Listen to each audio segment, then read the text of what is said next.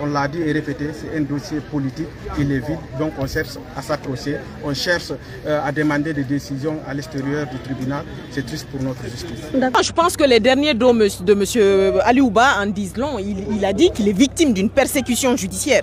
Et même le fait de mettre cette affaire en délibéré au 28 mai prouve la suffisance, la persécution judiciaire, prouve que cet appareil judiciaire que nous avons en face est un appareil judiciaire qui est manipulé et que les magistrats que nous avons en face de nous ne sont pas au service du droit, ils ne sont pas au service de la légalité. Sinon, on sait tous que tout individu poursuivi selon les règles prévues par la loi a le droit de connaître son sort.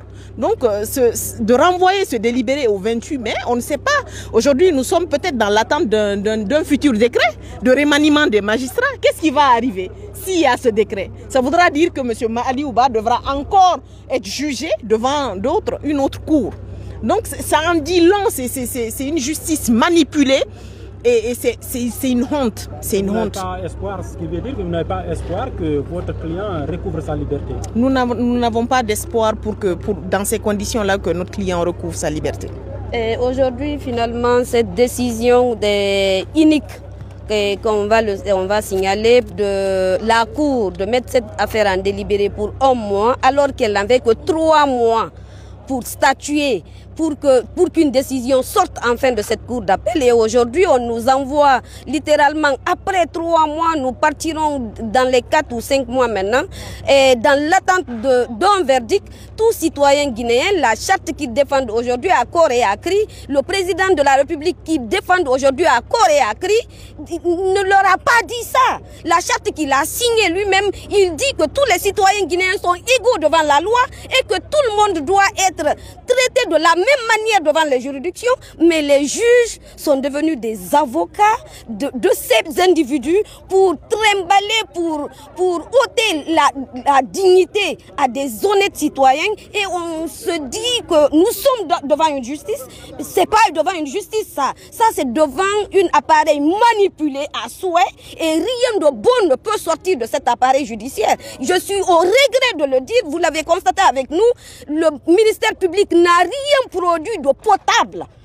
En relevant appel, ces réquisitions sont vides de sens, il n'y a aucune base légale. Et aujourd'hui, on nous dit qu'il faut attendre le 28 mai pour connaître le sort de M. Mamadou Ali Ouba. Dans quelle Guinée nous vivons, dans quelle justice nous vivons, quel pays nous voulons léguer à notre progéniture. C'est une honte nationale, c'est une honte pour toutes les personnes qui aspirent à la justice, qui portent la robe noire pour défendre. Aujourd'hui, nous avons honte même de dire que nous exerçons dans ce pays-là.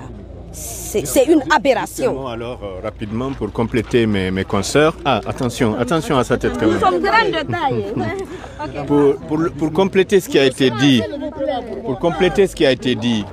je pense que l'élément fondamental qu'il faut ajouter, et ceux d'entre vous qui étiez dans la salle d'audience, vous en avez été témoins, c'est que la persécution est tellement flagrante que cela ne fait que exalter ou revigorer, si vous voulez, le moral de M. Ali Ouba. Ça, c'est un point extrêmement positif. C'est quelqu'un qui n'est pas atteint.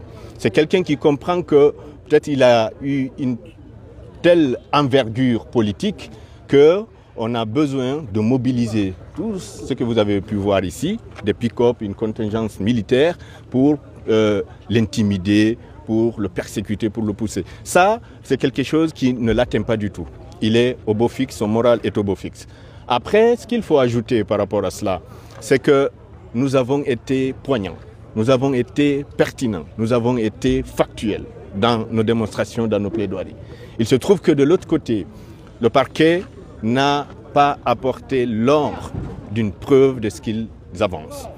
Et nous avons bien souligné qu'en réalité, M. Ali Ouba n'a été amené ici que pour des faits qui n'existent pas, pour des non-faits. Il se trouve qu'ils ont prétendu avoir arrêté M. Ali Ouba pour des faits d'offense et d'injure contre le chef de l'État. Et pour la condamnation, ils disent qu'ils le condamnent pour avoir offensé le président de la République. Soulignez avec moi qu'il y a une contradiction, parce que dans l'état actuel des choses de notre pays, on n'a pas de président de la République. Et même la charte de la transition qui nous gouverne mentionne le président de la transition. Maintenant, par rapport au renvoi, de vous à moi, je pensais que, et d'ailleurs on l'a sollicité, une délibération sur siège. C'est ce qu'on avait demandé à la juge. C'était d'autant plus pertinent de demander cela que c'est en conformité des dispositions du Code pénal qui exigent que 3 mois après l'appel, il faut qu'une décision de justice intervienne. C'est-à-dire qu'on aurait dû avoir une décision de justice depuis le 7 avril. Donc là, ils avaient l'occasion de rattraper déjà l'illégalité dans laquelle on est.